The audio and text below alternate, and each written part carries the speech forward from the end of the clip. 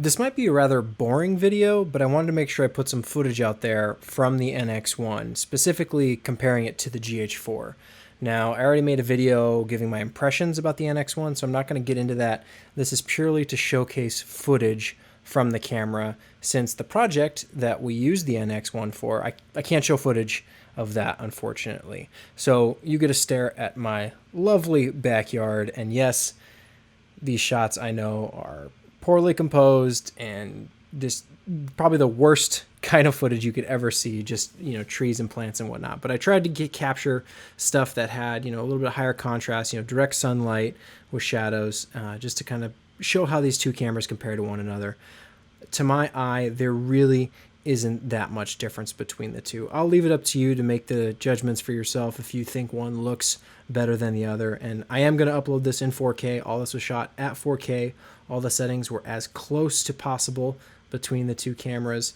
So the only difference of note is that it was a different lens on each camera, because I wanted to film simultaneously so that there wouldn't be any kind of changing sunlight or anything like that, that you're getting the exact same timing on both of them.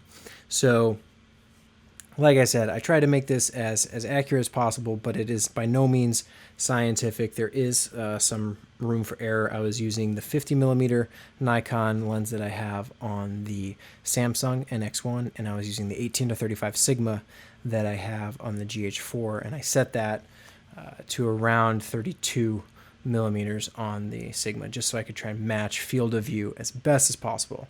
I wanted to make sure I wasn't giving any kind of preference to one camera over the other. And, this isn't a depth of field test.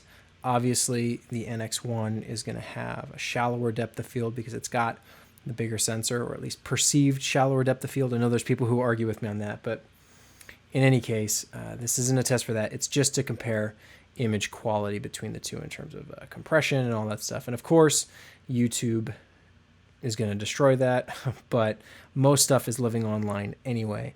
So hopefully this is a good comparison for anyone who's interested in either of these cameras, or just to see how they compare. But then also, hopefully this helps prove and showcase that, cameras nowadays, if you're getting, kind of the premium ones, or the best stuff that's out there, it really is hard to tell the difference between them unless they are side by side. There are small differences, and yes, the cameras are drastically different in terms of how they handle and how they operate.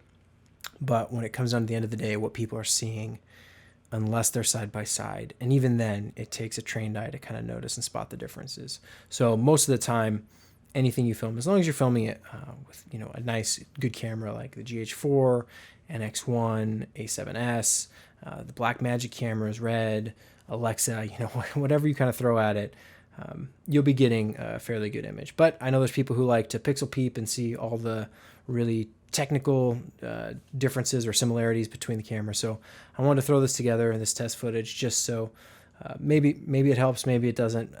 But I'm not labeling either of the cameras, so you guys have to kind of figure out what you think is what, and maybe I'll post the answers in a week or something like that. Or if a bunch of people get it right, then I'll let them know. But it really, it's challenging when you're trying to match these cameras, because they both operate differently. But hopefully I've got them close enough to where they should be indistinguishable from one another, except for maybe a few small things. And again, I apologize for the content being the absolute most uninteresting stuff you could possibly look at. I know there's no skin tones or anything like that. Unfortunately, it was just me. And I could film myself with the GH4 with the flip around LCD, but the NX1, unfortunately, the LCD doesn't do that. So I had to film other things, and at the time, it was my backyard. So again, apologies for the boring content.